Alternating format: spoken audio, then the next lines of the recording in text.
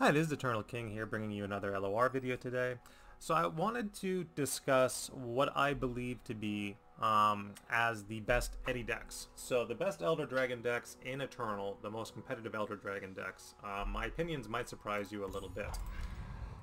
So discussing kind of the most popular Elder Dragon shell, and it is, Demacia Elder Dragon with Morgana. I think this deck is a little underwhelming now.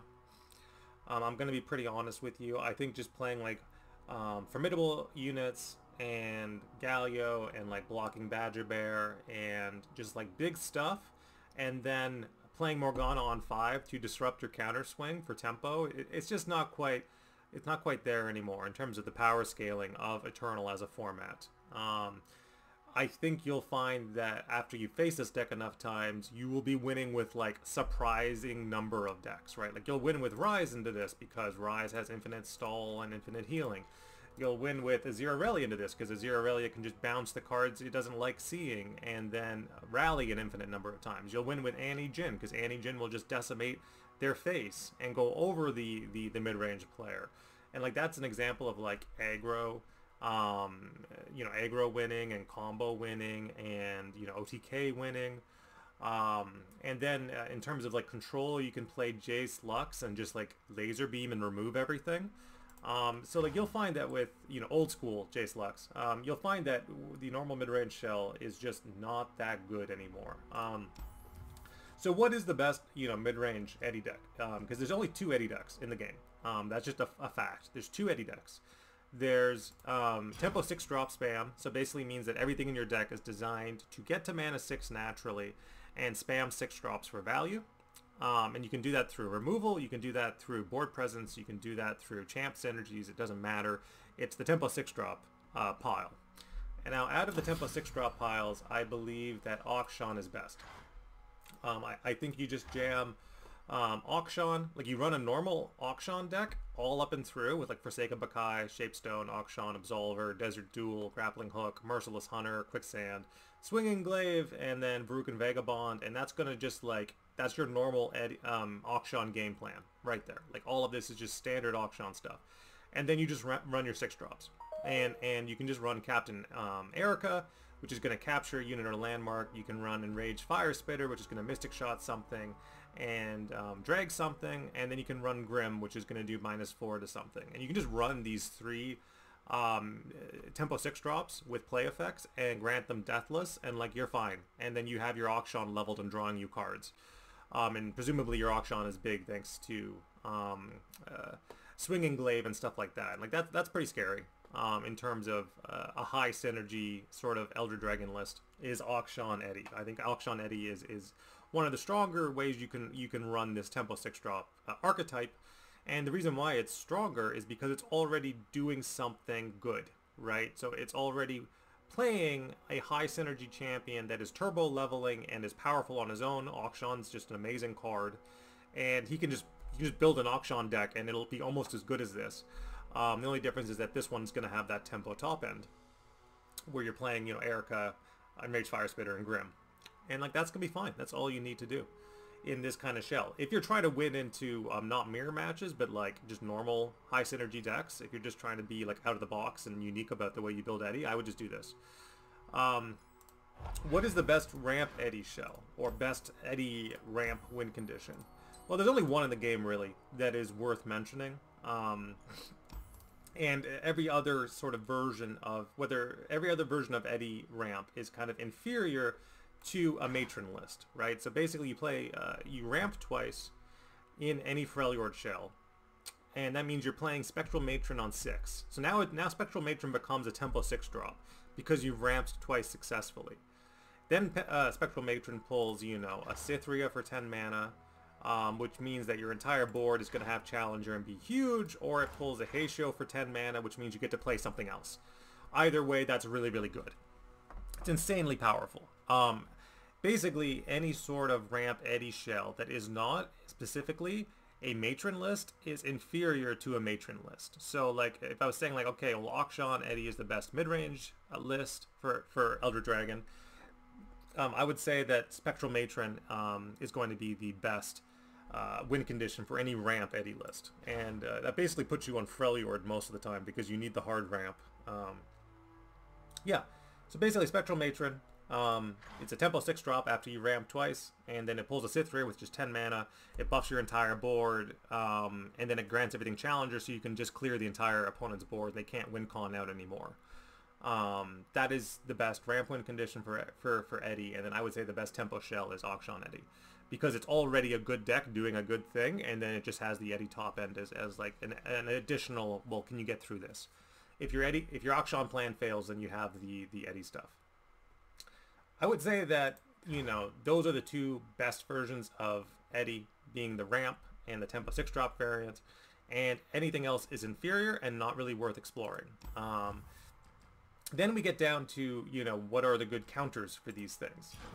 Well, you know, Rise will do well. Rise, the new Rise, upgraded Rise, will hard counter either tempo Eddy or ramp Eddy, unless they are running specifically, like there's one card that'll mess you up badly, which is stuff like, it depends on their card selection, right? You can't control every single variable, but it is stuff like It That Stares would counter the Rise list, and then the 10 mana card being She Who Wanders, right? So like there's obviously cards that Eddy can run that will mess you up.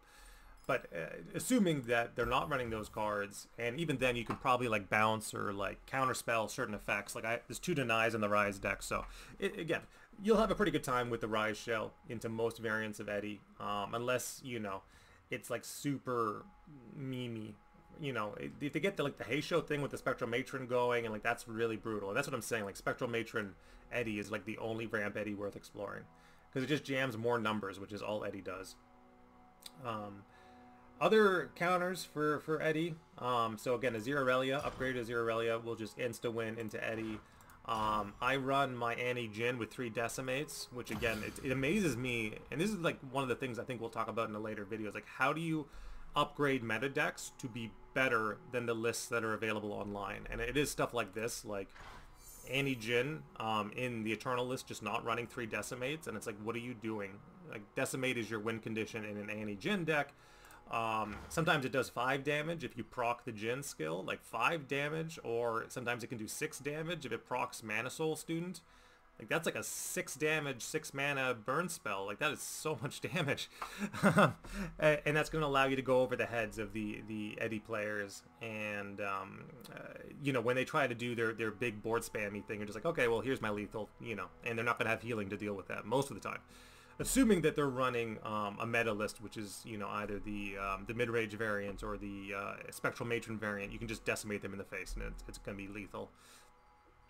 Along with things like Noxian Fervor and whatever else. So, like, Annie Jin, really good into Eddy. Azir Aurelia, really good into Eddy.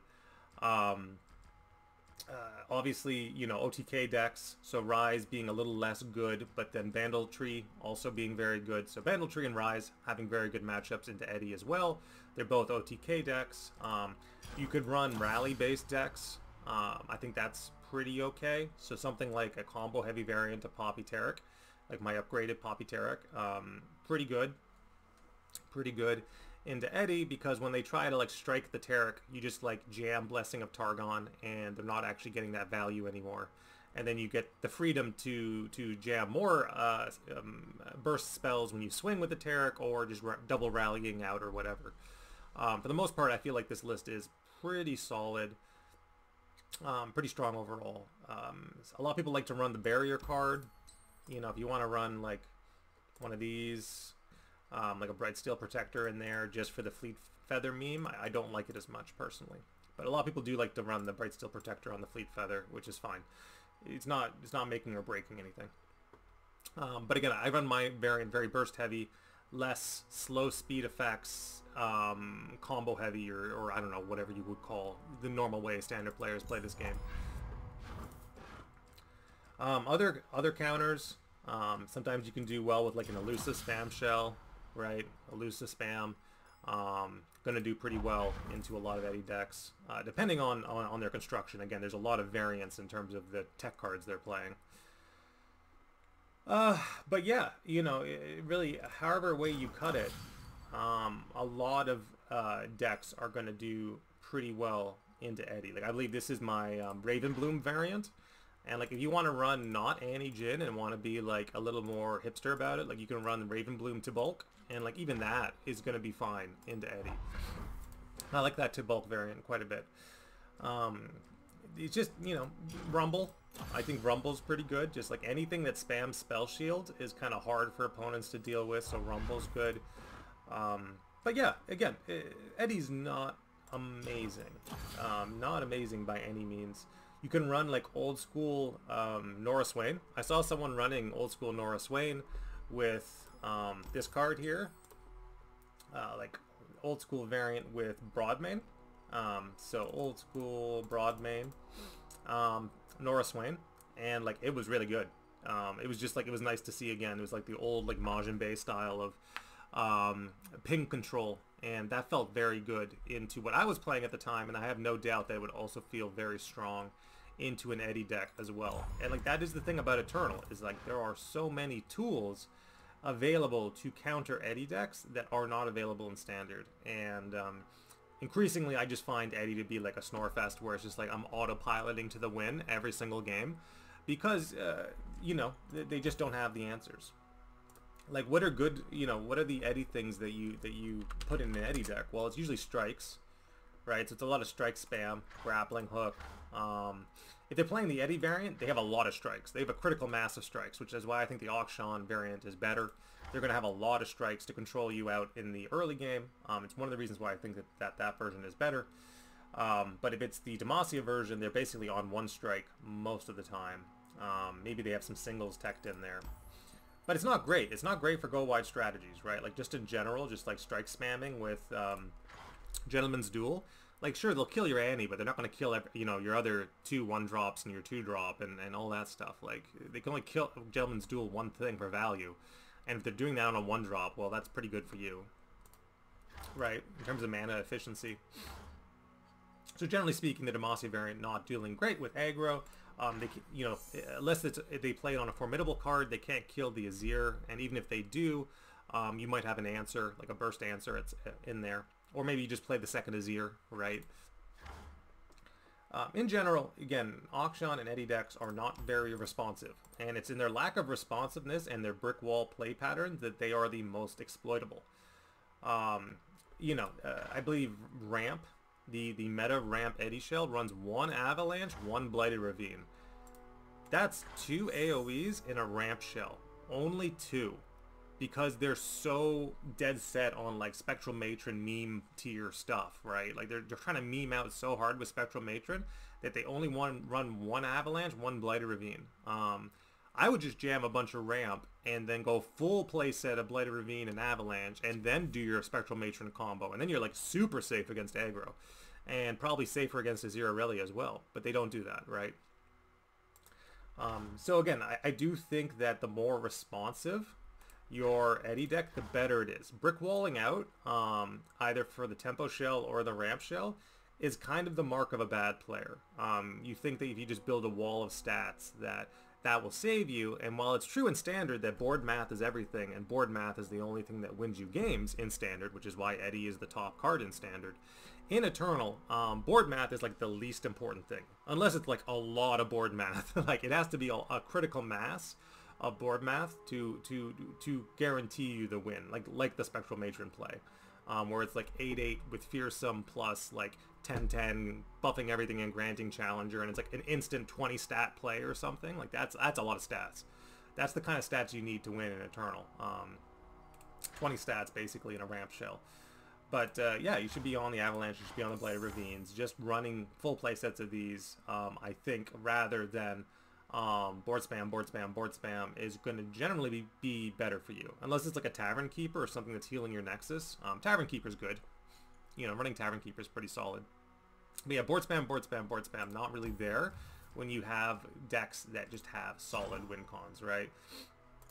You just Bandle Tree them, you flip the Rise, you burn them out with the Decimate, you rally a bunch, you present a bunch of fish, and you're like not afraid of the Avalanche, and you just play a bunch of fish and Snapjaw Swarms and just swing into their Nexus, and they only have 1 Avalanche and 1 Blighted Ravine, so there's a very good chance you're just killing them because you're not respecting them, which is the way you should play against Eddy.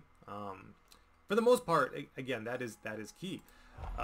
Other than Auction Eddy, as far as I can tell, there is not a single Eddy deck out there that does something. Auction Eddy levels Auction and then allows you to predict and draw cards and essentially sure up your hand state and, you know, get you to where you need to be and strike things and potentially absolvering once the Auction is leveled and granting your big stuff overwhelm and just like doing a lot of cool stuff.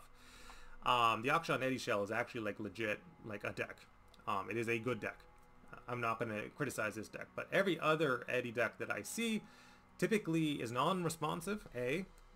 B, it jams too many stats in a standard manner, and C, you know, if it can't interact with your opponent's win con in a meaningful way.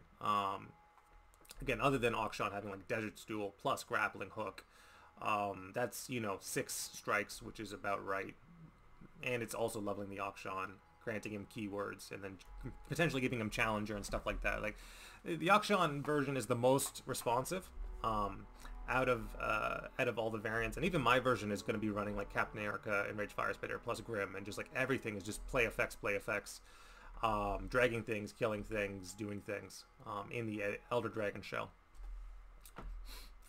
Alright, this is Eternal King signing out. Again, try to move away from the Eddy crutch if you can in Eternal. You'll find that you'll become a much better player.